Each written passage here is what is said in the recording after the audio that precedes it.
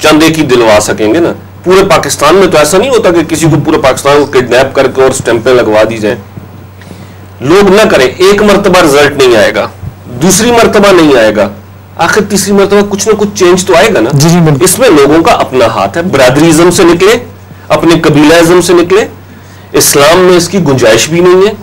और पाकिस्तान एक खिता है जहां सब रहने वाले खुले दिलो दिमाग के साथ अपने तमाम आज़ादी के साथ रह सकते हैं। हम अपने आप को खुद कैद करते हैं अपने कबीलों में, अपने खानदानों में, अपनी कौमों में। उसके बाद हम कहते हैं जी हम तरक्की नहीं कर रहे, हम आगे नहीं जा रहे, तो उसमें किसी का कसूर नहीं है।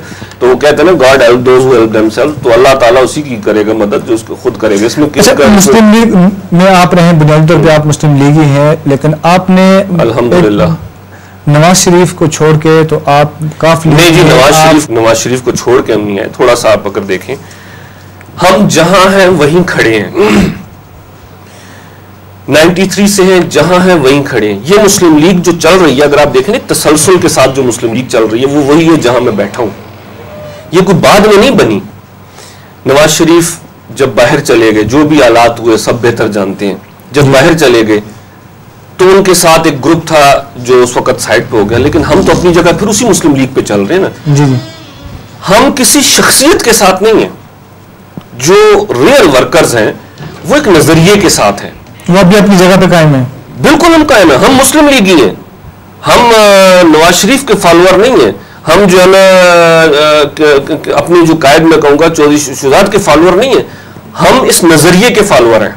हाँ, अपनी रिस्पेक्ट करते हैं अपने कायदीन की, लेकिन हम कहते हैं कि पाकिस्तान है, ये नजरिया है, मुस्लिम लीग है। तो मैं तो इस चीज पे कम से कम बहुत ज्यादा वो करता हूं कि मुस्लिम लीग के अलावा तो कुछ मैं सोच ही नहीं सकता। तो इसलिए हम आप ये कहेंगे ना कि हम इसकी तरफ आए उसकी तरफ आए, ऐसा कतअन नहीं है।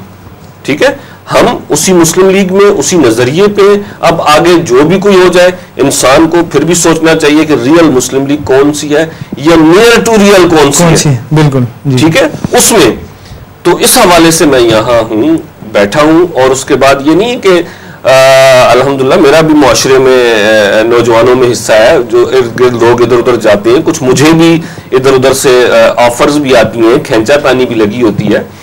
लेकिन मैं समझता हूं अगर आपने काम करना है, आप कॉज के साथ है, नेकलियती और इखलास के साथ है, तो फिर आपको ये फर्क नहीं पड़ता। आपको ये बेमानी लगती है चीजें। हाँ, ये बेमानी चीजें। तो मैं काम कर रहा हूँ और इंशाल्लाह मरते दम तक करूंगा। अच्छा, यूथ विंग के आप सदर हैं, मरकजी सदर पाकिस्तान मुस्लिम लीग के।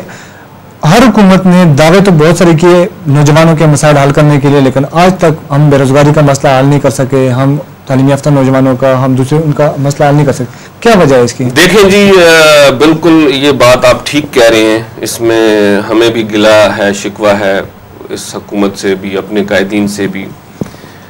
हम कहते तो बहुत हैं कि नौजवान इस मुल्क का असासा है, नौजवानों ने मुल्क बदलना है, नौजवानों ने सब कुछ करना है। लेकिन जब प्रैक्टिकली जब हम आते हैं ना, हम बहुत सारी मसलहतों का शिकार हो जाते हैं।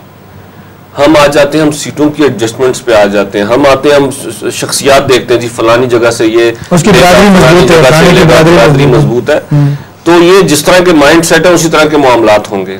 ये नौजवानों को सोचना चाहिए। अब का नौजवान पढ़ा लिखा भी है माशाल्लाह, ठीक है, मतलब तालीम की रेशो गो के वो नहीं है, लेकिन फिर भी बेहतर है। दूसरा, मीडिया ने इतना शऊर दे दिया, बहुत सारे चैनल्स हैं, आपका भी है, तो इसमें ये एक बड़ा शऊर आ गया।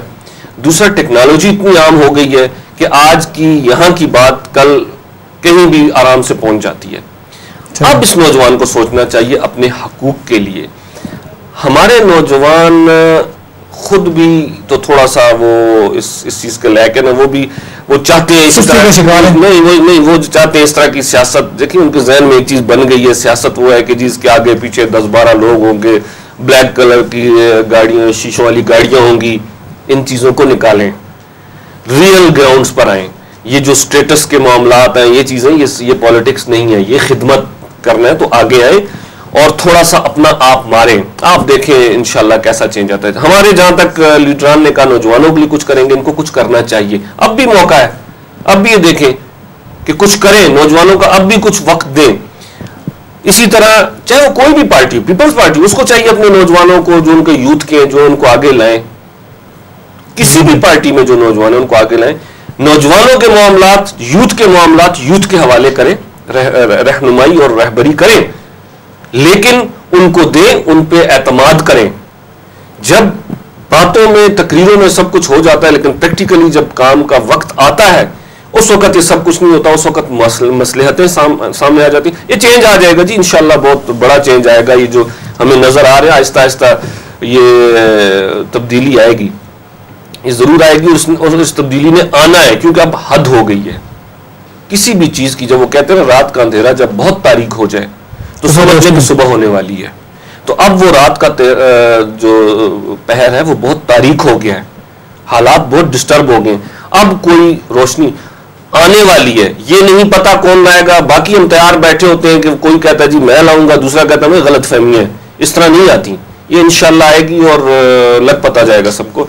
इसके लिए हमें तैयार होना चाहिए। डॉक्टर साहब, आप माहिर तालीम भी है, आप बेहतर समझ सकते हैं, लेकिन पाकिस्तान में जो तालीम के हवाले से हमने देखा, तालीमी तफरीक क्यों है एक तालीमी निज़ाम में हमारा जो है ना, हम क्यों एक ऐसा निज़ाम नहीं वज़ा कर सके जिसमें आम आदमी का बेटा और किसी बड़ी शख्सियत का बेटा एक जगह बैठ के तो वो तालीम हासिल करे। इस पर लेकिन यहाँ पे लेते हैं छोटी सी ब्रेक। नाजरीन, डॉक्टर शकील रोशन साहब हमारे साथ मौजूद हैं, उनसे गुफ्तगू का सिलसिला जारी रहेगा। आपने जाना नहीं, मिलते हैं ब्रेक के बाद।